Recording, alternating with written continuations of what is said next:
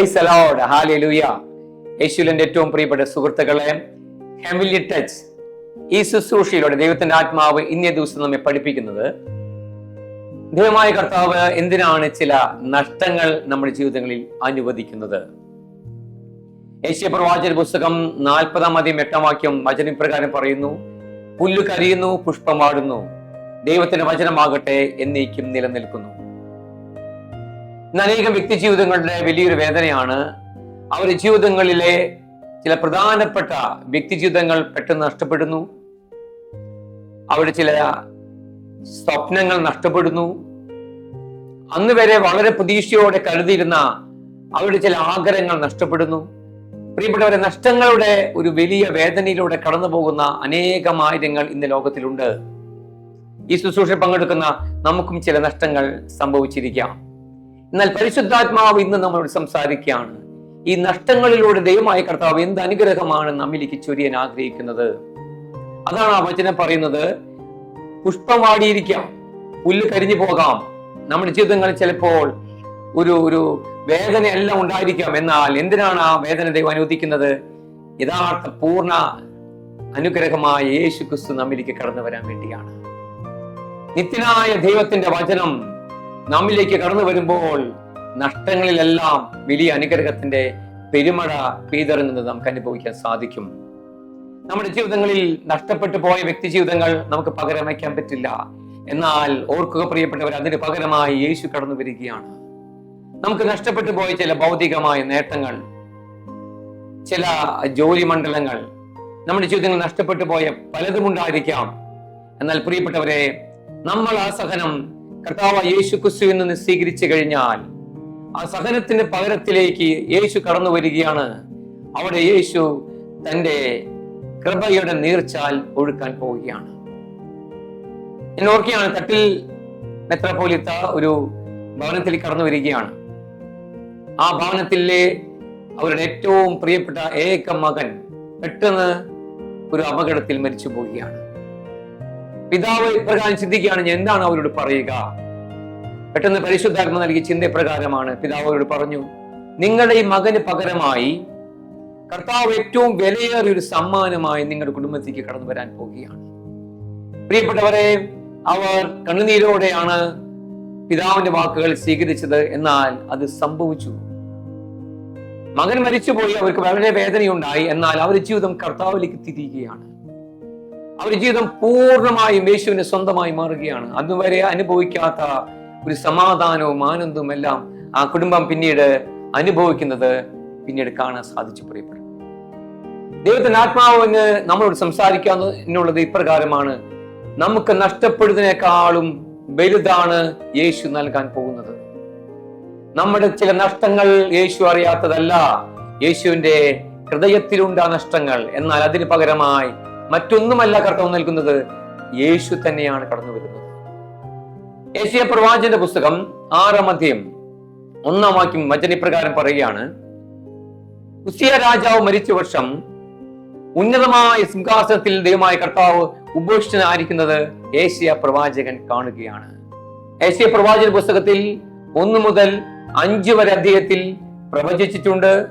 തന്നെ പ്രവാചക ശുശ്രൂഷ ചെയ്തിട്ടുണ്ട്, വചനം പ്രഘോഷിച്ചിട്ടുണ്ട്, ഇതെല്ലാം ചെയ്തിട്ടുണ്ട്. എന്നാൽ ദൈവമായ കർത്താവിനെ ഉന്നതമായ സിംഹാസനത്തിൽ തന്റെ സകല മഹത്വത്തോടു കൂടി കണ്ടത് എപ്പോഴാണ്?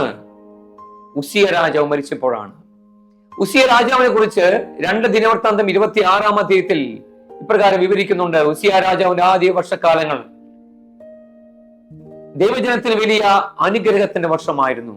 രാജാവ് നീതിമാനായിരുന്നു. ദൈവമായ കർത്താവിനെ ആരാധിക്കുന്ന ഒരു നല്ല ഹൃദയത്തിന്റെ ഉടമ. രാജ്യത്ത് നല്ല പരിഷ്കാരങ്ങൾ വരുത്തി. യുദ്ധങ്ങളിൽ വിജയങ്ങൾ ഉണ്ടായി. പ്രവാചകന്മാരെ സഹായിച്ചു. അപ്രകാരം യെശയ്യാ പ്രവാചകനും ഉസിയ രാജാവിൽ നിന്ന് നല്ല സപ്പോർട്ട് ലഭിച്ചിട്ടുണ്ട്. എന്നാൽ അവസാന കാലഘട്ടങ്ങളിൽ ആ രാജാവ് അവിശ്വസ പ്രവർത്തിച്ചിട്ടുണ്ട്. അങ്ങനെ ഉസിയ രാജാവിന്റെ കരങ്ങളിൽ നിന്ന് എല്ലാ സപ്പോർട്ടും ലഭിച്ച് യെശയ്യാ പ്രവാചകൻ ശുശ്രൂഷ ചെയ്തുകൊണ്ടിരിക്കുകയാണ്. ഈ സമയത്താണ് പ്രിയപ്പെട്ടവരെ ഉസിയ രാജാവ് മരിക്കുന്നത്. യെശയ്യാ പ്രവാചകൻ ശരിക്കും നിലവിളിച്ചിട്ടുണ്ടായിരിക്കും. കാരണം എന്റെ ഒരു നല്ലൊരു ആശ്രയം ഇത് നഷ്ടപ്പെട്ടു പോയി. ഇനി ആര് എന്നെ ശുശ്രൂഷയിൽ സപ്പോർട്ട് ചെയ്യും? കാരണം ഒത്തിരി പ്രതിസന്ധികൾ ഏഷ്യ പ്രവാചകനുണ്ട്, ഒത്തിരി ശത്രുക്കളുണ്ട്, എതിരാളികളുണ്ട്. പ്രിയപ്പെട്ടവരെ, അങ്ങനെ ഏഷ്യ പ്രവാചകൻ പൊട്ടിക്കരഞ്ഞ് പ്രാർത്ഥിക്കുന്ന സമയത്തായിരിക്കും കർത്താവ് ഈ ദർശനം കാണിച്ചു കൊടുത്തത്. എന്താണ് കർത്താവ് ഈ വചനത്തിലൂടെ ഏശയ്യായോട് സംസാരിക്കുന്നത്? ഏശയ്യാ, ഉസിയ അല്ല നിന്നെ സപ്പോർട്ട് ചെയ്യുന്നത്, ഉസിയ അല്ല നിന്റെ രാജാവ്, ദൈവമായ കർത്താവാണ് നിന്റെ രാജാവ്. ഉസിയ പോയാലും കർത്താവായി ഞാൻ ഇന്നും ജീവിക്കുന്നു. പ്രിയപ്പെട്ടവരെ, പിന്നീടാണ് ഏശയ്യാ പ്രവാചകന്റെ ശുശ്രൂഷയിൽ അത്ഭുതകരമായ ദൈവമഹത്വം വെളിപ്പെടുന്നത്. പ്രിയപ്പെട്ടവരെ, നമ്മുടെ ചില വ്യക്തി ജീവിതങ്ങളിൽ പെട്ടെന്ന് ചില നഷ്ടപ്പെടലുകൾ ചിലപ്പോൾ ഉണ്ടായിരിക്കാം. എങ്കിലും തകർന്നു പോകരുത്. കാരണം കർത്താവ് അതിശക്തമായി നമ്മിലേക്ക് കടന്നു വരാൻ പോവുകയാണ്. അവർ നമ്മുടെ പ്രിയപ്പെട്ടവരായിരിക്കാം, എങ്കിലും കർത്താവ് നമ്മെ ഒരിക്കലും കൈവിടില്ല. ഒരു എക്സ്ട്രാ അനുഗ്രഹവും അഭിഷേകവും കർത്താവ് നമ്മിലേക്ക് ഇതാ ചൊരിയാൻ പോവുകയാണ്. പുതിയ നിയമത്തിൽ യോഹന്നാന്റെ സുവിശേഷത്തിൽ നമുക്കറിയാം സ്യാവ യോഹന്നാനെ കുറിച്ച് കർത്താവ് യേശു പറയുന്നു. യോഹന്നാൻ 5:35, കത്തിജ്വലിക്കുന്ന ഒരു വിളക്കായിരുന്നു സ്യാവ യോഹന്നാൻ. അവന്റെ പ്രകാശത്തെ അല്പസമയം ആഹ്ലാദിക്കുവാൻ നിങ്ങൾ ഒരുക്കമുള്ളവരായിരുന്നു. എന്നാൽ ആ വിളക്ക് അണയുകയാണ്. എന്തുകൊണ്ടാണ് വിശുദ്ധനായ പ്രവാചകനായ സ്യാവ യോഹന്നാൻ രക്തസാക്ഷിയായി മാറുന്നത്? പ്രിയപ്പെട്ടവരെ, സ്യാവ യോഹന്നാൻ കടന്നു പോകുമ്പോൾ മാത്രമാണ് യേശു ക്രിസ്തു കടന്നു വരുന്നത്. നമ്മുടെ ജീവിതങ്ങളിൽ ഇതൊരു അടയാളമാണ്. നമ്മുടെ ജീവിതങ്ങളിൽ ചില വ്യക്തികൾ കടന്നു പോകും. നമ്മൾ പ്രതീക്ഷ അർപ്പിച്ചിരിക്കുന്ന ചില സംവിധാനങ്ങൾക്ക് മാറ്റം വരും.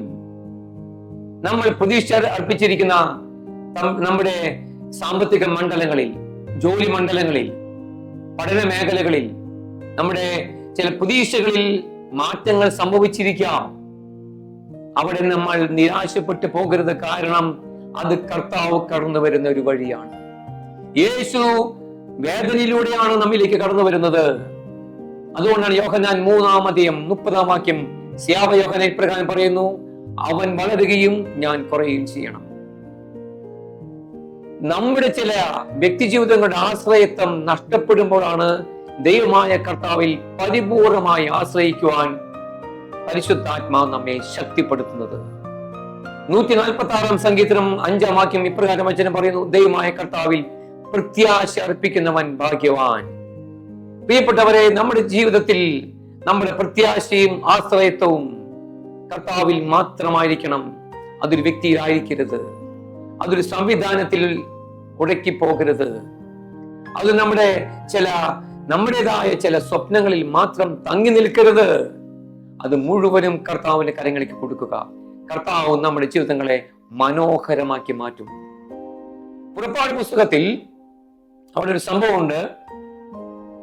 പ്രവാചകനായ മോശയെ തിരഞ്ഞെടുക്കുന്നതിന് മുൻപ് മോശ എവിടെയായിരുന്നു? ഫറവോന്റെ രാജകൊട്ടാരത്തിലാണ്. എന്തെങ്കിലും കുറവുണ്ടോ? ഒരു കുറവും മോശയ്ക്കില്ല. ഫറവോന്റെ മകളുടെ മകനായിട്ടാണ് മോശ വളരുന്നത്. എങ്കിലും മോശയുടെ ഉള്ളിന്റെ ഉള്ളിൽ ദൈവജനത്തോട് സ്നേഹമുണ്ട്. ദൈവത്തിന് വേണ്ടി എന്തെങ്കിലും ചെയ്യണമെന്നൊരു ആഗ്രഹമുണ്ട്. എന്നാൽ അവൻ എവിടെയാണ് നിൽക്കുന്നത്? ഫറവോന്റെ കൂടെയാണ്. ഫറവോന്റെ ശമ്പളമാണ് അവൻ പറ്റുന്നത്. അതിനുശേഷമാണ് ഇതാ മോശ ദൈവജനത്തെ രക്ഷിക്കാൻ വേണ്ടി ഇറങ്ങിയാണ്. ഈ സമയത്ത് നമുക്ക് എല്ലാവർക്കും അറിയാം, പുറപ്പാട് 2 ഇതാ ആദ്യം സ്വന്തം ഇസ്രായേൽ ജനത്തെ അവൻ രക്ഷിക്കുന്നു. അതിനുശേഷം അവൻ ഒരു ഈജിപ്തുകാരനെ ഇതാ കൊന്ന് തന്റെ ഇസ്രായേൽ ജനത്തെ രക്ഷിക്കുകയാണ്. പ്രിയപ്പെട്ടവരെ, ഫറവോ ഈ സംഭവം അറിയുകയാണ്. മോശ ഒരു ഈജിപ്തുകാരനെ വധിച്ചു, ഇസ്രായേൽ ജനത്തിനെ രക്ഷപ്പെടുത്തി എന്ന കാര്യം ഫറവോ അറിഞ്ഞു കഴിഞ്ഞപ്പോൾ പുറപ്പാട് 2:15 ഫറവോ മോശയെ വധിക്കാനായി ഉദ്യമിക്കുകയാണ്. മോശ ഫറവോവിന് രക്ഷപ്പെട്ട് ഓടുകയാണ്. എവിടേക്കാണ് ഓടുന്നത്? മിദ്യാനിലേക്ക്. മോശ അവിടെ ഒരു കിണറിന്റെ അടുത്ത് ഒളിച്ചിരിക്കുകയാണ്. ഈ സമയം പ്രിയപ്പെട്ടവരെ, മോശയെ നമ്മൾ ഒരു നിമിഷം ധ്യാനിക്കുക. രാജകുമാരനെ പോലെ കൊട്ടാരത്തിൽ ഒരു കുറവില്ലാതിരുന്ന വ്യക്തി ദൈവജനത്തിന് വേണ്ടി പ്രവർത്തിക്കാൻ തുടങ്ങിയപ്പോൾ ഇതാ രക്ഷപ്പെട്ടോടുകയാണ് മിദ്യാനിലേക്ക്, മരുഭൂമിയിലേക്ക്. അവിടെ ഒരു സഹനമാണ്, ഒരു നഷ്ടപ്പെടൽ അവിടെ ഉണ്ട്. മോശയുടെ ചില സ്വപ്നങ്ങൾ നഷ്ടപ്പെടുകയാണ്. പ്രിയപ്പെട്ടവരെ, കർത്താവ് എന്തിനാണ് നഷ്ടപ്പെടുത്തിയത്? കർത്താവിനെ തന്നെ പകരുവാനുമാണ്. പുറപ്പാട് പുസ്തകം 3 മുൾപ്പടപ്പിന്റെ മധ്യേ ജ്വലിക്കുന്ന അഗ്നിയുടെ മധ്യ കർത്താവായ ദൈവം അവനെ വെളിപ്പെടുകയാണ്. പ്രിയപ്പെട്ടവരെ, മോശയെ കർത്താവ് ഫറവോനിൽ നിന്ന് പറിച്ചു മാറ്റി. ഫറവോന്റെ പക്ഷത്തു നിന്ന് ഒരിക്കലും ദൈവമായ കർത്താവിന് വേണ്ടി വേല ചെയ്യുവാനോ പ്രവർത്തിക്കാനോ ശുശ്രൂഷ ചെയ്യുവാനോ മോശയ്ക്ക് സാധ്യമല്ല എന്ന് ദൈവത്തിന് അറിയാം. കാരണം ഫറവോ റെപ്രസെന്റ് ചെയ്യുന്നത് ലോകത്തെയാണ്, പിശാചിനെയാണ്. ലോകത്തിന്റെ പക്ഷത്തു നിന്ന്, പിശാചിന്റെ പക്ഷത്തു നിന്ന് ദൈവരാജ്യത്തിന് വേണ്ടിയോ ദൈവത്തിന്റെ അനുഗ്രഹം സ്വീകരിക്കാനോ നമുക്ക് സാധ്യമല്ല പ്രിയപ്പെട്ടവരെ. അതുകൊണ്ട് തന്നെ നമ്മുടെ ജീവിതങ്ങളിൽ ചില ഫറവോന്മാരെ കർത്താവ് പിഴുതു മാറ്റും. നമ്മുടെ ജീവിതത്തിലെ ചില പ്രതിസന്ധികൾ ദൈവം അനുവദിക്കും. എന്തിനാണ്? നമ്മൾ കൂടുതലായി കർത്താവിലേക്ക് ഒട്ടിച്ചേരുവാൻ, അവിടുന്ന് ഒഴുകുന്ന കൃപയുടെ അനുഗ്രഹത്തിന്റെ നീർച്ചാൽ സ്വീകരിക്കുവാൻ തക്കവിധം നമ്മെ കർത്താവ് വിശുദ്ധീകരിക്കും. നമ്മിലേക്ക് അനുഗ്രഹത്തിന്റെ ഒരു പെരുമഴ തന്നെ പെയ്യിക്കുവാൻ കർത്താവ് ആഗ്രഹിക്കുകയാണ്. അതുകൊണ്ട് പ്രിയപ്പെട്ട സഹോദരി സഹോദരന്മാരെ, പെട്ടെന്നുള്ള നഷ്ടങ്ങളിൽ വേദനിച്ചു പോകരുത്. ഞാൻ സംഭവം ഓർക്കുകയാണ്. വർഷങ്ങൾക്ക് മുമ്പ് ദുബായിൽ എൻ്റെ പ്രിയപ്പെട്ട ഒരു കൂട്ടുകാരൻ ബാബു ചേട്ടൻ, അവരൊരു കമ്പനി ജോലി ചെയ്യുന്നു. വിശ്വകുർബാനയോട് വലിയ സ്നേഹമാണ്. എന്നാൽ വേദനയുണ്ട്. സ്വന്തം ജീവിതപങ്കാളി മക്കളെല്ലാം നാട്ടിലാണ്, സ്വന്തമായിട്ട് വീടില്ല ആ വ്യക്തിക്ക്. എന്നാൽ കുർബാനയോട് വല്ലാത്ത സ്നേഹമാണ്. അങ്ങനെ ഒരു ദിവസം നാട്ടിലേക്ക് പോരേണ്ട ദിവസം അവധിയാണ്. അന്ന് കുർബാന സ്വീകരിച്ച് നാട്ടിലേക്ക് പോരാം എന്നിരിക്കുമ്പോഴാണ്, വിശ്വകുർബാനയ്ക്ക് പോകാൻ നിൽക്കുമ്പോഴാണ് ഓണർ, അതായത് ചെയർമാന്റെ ഒരു വ്യക്തി കടന്നു വന്ന് പറയാണ്, ഇന്ന കാര്യത്തിന് വേണ്ടി ചെയർമാൻ വിളിക്കുന്നു, കമ്പനിയുടെ ഓണർ വിളിക്കുന്നു. അപ്പൊ ഈ സമയം ബാബു ചേട്ടൻ പറഞ്ഞു, ഞാൻ ഇന്ന് ലീവാണ്, എനിക്ക് വിശ്വകുർബാന സ്വീകരിക്കണം. അവർ അത് സമ്മതിച്ചില്ല. അങ്ങനെ ചെയർമാൻ വിവരം അറിയിച്ചു. ചെയർമാൻ പറഞ്ഞു, അവരോട് പറ, ജോലി വേണോ വിശ്വകുർബാന വേണോ? ബാബു ചേട്ടൻ പറഞ്ഞു, എനിക്ക് വിശ്വകുർബാന മതി. പ്രിയപ്പെട്ടവരെ, ആ വ്യക്തിയുടെ നല്ല ശമ്പളമുള്ള ജോലി നഷ്ടപ്പെട്ടു. ആ വ്യക്തി വിശ്വകുർബാന സ്വീകരിച്ച് സ്വന്തം നാട്ടിലേക്ക് തിരിച്ചു വന്നു. വലിയ വേദനയുണ്ടായി. എന്നാൽ കർത്താവ് വെറുതെ ഇരുന്നില്ല പ്രിയപ്പെട്ടവരെ. ആ വ്യക്തിയുടെ നഷ്ടപ്പെടലിന് പകരമായി കർത്താവ് അവനൊരു സമ്മാനം കൊടുക്കുകയാണ്. എന്താണ്? സ്വന്തം ദേശത്ത്, വിദേശത്ത്, രാജ്യത്ത് ലഭിക്കുന്ന ശമ്പളത്തെക്കാളും അധികമായ ശമ്പളം. മാത്രമല്ല, കുടുംബജീവിതത്തിൽ ഒരുമിച്ച് വിശ്വകുർബാനയിൽ പങ്കെടുക്കുവാനുള്ള കൃപ, സ്വന്തമായൊരു ഭവനം, നഷ്ടപ്പെട്ട സമാധാനവും ആനന്ദവും എല്ലാം ദൈവമായ കർത്താവ് സഹോദരന് പ്രദാനം ചെയ്യുകയാണ്. പ്രിയപ്പെട്ടവരെ, നഷ്ടപ്പെട്ടതെല്ലാം കർത്താവ് തിരിച്ചു നൽകും. ചില വേദനകളെ ഓർത്ത് നമ്മൾ നിരാശപ്പെട്ടു പോകരുത്. ഏറ്റവും നല്ല അനുഗ്രഹം കർത്താവ് ഇത് നമ്മിലേക്ക് വർഷിക്കാൻ ആഗ്രഹിക്കുകയാണ്. അതുകൊണ്ട് നമുക്ക് പ്രാർത്ഥിക്കാം പ്രിയപ്പെട്ടവരെ. ദൈവമായ കർത്താവ് നമ്മുടെ നഷ്ടങ്ങളിലേക്ക് കടന്നു വരാൻ പോവുകയാണ്. ഈ ശുശ്രൂഷ പ്രത്യേകമായി ഞങ്ങളെ കൂട്ടായ്മയിൽ നിന്ന് പെട്ടെന്ന് നിത്യയിലേക്ക് കടന്നുപോയ ഫ്രാൻസിസ് ഡോക്ടറിന്റെ ആത്മാവിന് വേണ്ടി ഞങ്ങൾ കാഴ്ചവെക്കുകയാണ്. ഞങ്ങൾ പ്രിയപ്പെട്ടവനായിരുന്നു ഫ്രാൻസിസ് ഡോക്ടർ. എന്നാൽ പെട്ടെന്നാണ് ആത്മാവിനെ കർത്താവ് സ്വർഗത്തിലേക്ക് കൂട്ടിക്കൊണ്ടുപോയത്, നിത്യത്തിലേക്ക് കൂട്ടിക്കൊണ്ടുപോയത്. ആ ആത്മാവിന് വേണ്ടി നമുക്ക് ഒരുമിച്ച് പ്രാർത്ഥിക്കാം പ്രിയപ്പെട്ടവരെ. നഷ്ടങ്ങൾ ഒരിക്കലും ഒരു നഷ്ടമല്ല, അതൊരു വലിയ ലാഭമാണെന്നുള്ള തിരിച്ചറിവോടുകൂടി നമുക്ക് മുന്നോട്ട് പോകാം. നമുക്കൊരു നിമിഷം പ്രാർത്ഥിക്കാം. കർത്താവ് യേശുവേ, പരിശുദ്ധ നാമത്തിൽ വലിയ സ്നേഹത്തോടെ ഞങ്ങൾ പ്രാർത്ഥിക്കുന്നു.